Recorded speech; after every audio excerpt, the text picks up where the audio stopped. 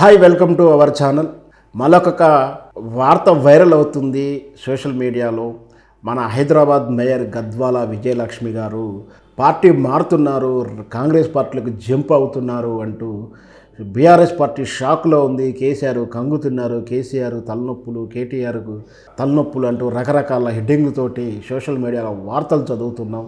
వాస్తవ పరిస్థితులు ఏంటి, అసలు ఏం జరుగుతుంది, ఈ పరిస్థితులకు కారణం ఏంటి, వీళ్ళు ఎందుకు వెళ్ళి కాంగ్రెస్ రేవంత్ రెడ్డి గారిని ముఖ్యమంత్రిని ఎందుకు కలుస్తున్నారు, ఆ కలవడం వెనకాల ఉద్దేశం ఏంటి, కలిసిన తర్వాత వచ్చే వార్తలు ఎందుకు ఈ విధంగా వస్తున్నాయి, ఇవన్నీ కూడా క్షుణ్ణంగా విశ్లేషణ చేసే ప్రయత్నం చేద్దాం.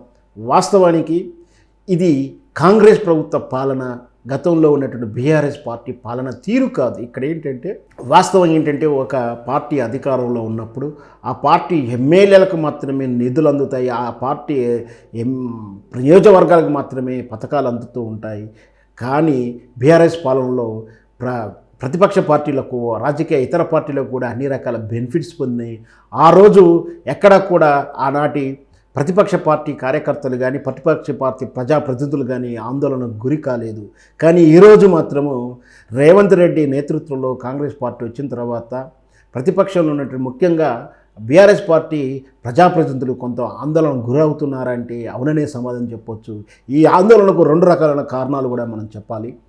విజయలక్ష్మి గారు స్టాండింగ్ కమిటీ రివ్యూల గురించి, స్టాండింగ్ కమిటీ ఎలక్షన్ల గురించి, రాబోయేటువంటి రివ్యూ మీటింగ్ల గురించి, జనరల్ బాడీ మీటింగ్ల గురించి తను వెళ్ళి కలిశానంటూ ఆమె వ్యాఖ్యానించింది.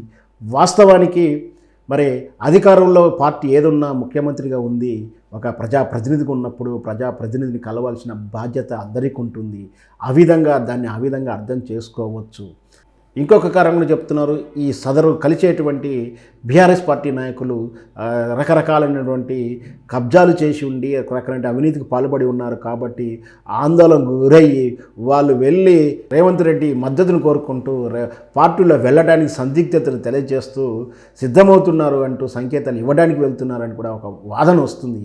ఏది అయినప్పటికీ పార్టీలు మారడం అనేది, ఒక ప్రజాప్రతినిధి అధికారంలో ఉన్నటువంటి ప్రజాప్రతినిధిని కలవడంలో కేవలం ప్రజా ప్రయోజనాలు, డిపార్ట్మెంట్ వాళ్ళ పనులను కానీ చూడాలి. కానీ ఒక పార్టీ ప్రతినిధికి ఇంకొక పార్టీ ప్రతినిధిగా వెళ్ళి కలిసినట్టుగా చూడడం సహేతుకం కాదు. వాస్తవానికి ఇక్కడ గద్వాల విజయలక్ష్మి గారు, వాళ్ళ తండ్రి గారు కేకే గారు బీఆర్ఎస్ పార్టీ క్రియాశీలకమైన పోస్టులో ఉన్నారు.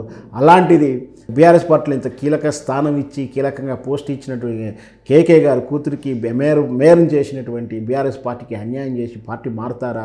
వీళ్ళు ఈ ఎంపీ స్థానం కోసం వీళ్ళు కాంగ్రెస్ పార్టీకి జంప్ అవుతున్నట్టు కూడా వార్తలు రావడం నిజంగా కూడా ఆశ్చర్యానికి గురి చేస్తుంది. వాస్తవానికి ఇవన్నీ కూడా కల్పిత కథలే, లేని గందరగోళాన్ని క్రియేట్ చేయడానికే ఒక పెయిడ్ మీడియా సంస్థలు ఇలాంటి వార్తలను గందరగోళాన్ని క్రియేట్ చేస్తూ ఉంటాయి. వాస్తవ పరిస్థితులు అయితే ఏ ప్రజాప్రతినిధి కూడా ఈ రోజుకు కూడా బీఆర్ఎస్ పార్టీని వీడి కాంగ్రెస్ పార్టీలోకి వెళ్ళిన దాఖలాలు లేవు. పార్టీ పదవిలో లేని వ్యక్తులు, కార్యకర్తలు, ప్రజాప్రతినిధులు వెళ్ళి ఉండవచ్చు. కానీ ఈ విధంగా ఏ నాయకుడు వెళ్ళినా, ఏ ఎమ్మెల్యే వెళ్ళి కన్నా అధికార పార్టీ ఎమ్మెల్యేను, మంత్రిను కలిస్తున్నంత మాత్రాన పార్టీలో మారే ఉద్దేశాన్ని ఎంటకట్టడం, వాళ్ళ అవినీతి అని చెప్పడం ఆ సహేతుకమైన కాదు. వాస్తవం అయితే అవినీతి గురించి చెప్పాలంటే మొదట చెప్పేది కాంగ్రెస్ పార్టీ గురించి చెప్పాలి. ఎవరు అనర్హులు, అవినీతి కాకుండా ఎవరు ఉంటారు? ప్రతి పార్టీలోనూ ప్రతి నాయకుడు, ప్రతి వ్యక్తి కూడా మ్యాక్సిమం ప్రతి ప్రజాప్రతినిధి, రాజకీయ నాయకుడు అందరూ కూడా అవినీతి పరులే కదా. కొత్తగా అవినీతి గురించి వెతుక్కోవడం ఎందుకు? అధికారం, హోదా ఎవరికి ఉందో ఆ పార్టీ వైపు స్నేహపూర్వకంగా ఉండడము, ఆ పార్టీ వైపు చూడడం సహజమైనప్పటికీ పార్టీ సిద్ధాంతాలు, పార్టీ మీద విశ్వసతలంతా కూడా పార్టీ అంత ఈజీగా మారలు. మరి వేచి చూద్దాం రాబోయే రోజుల్లో ఎవరెవరు పార్టీ మారుతారు, ఎన్నాళ్ళు ఉంటుంది కాంగ్రెస్ ప్రభుత్వము, ఎవరి వైపు ఎటువైపు ఉంటారు ప్రజలు, ఇవన్నీ కూడా మనం రాబోయేటువంటి రోజుల్లో చూద్దాం.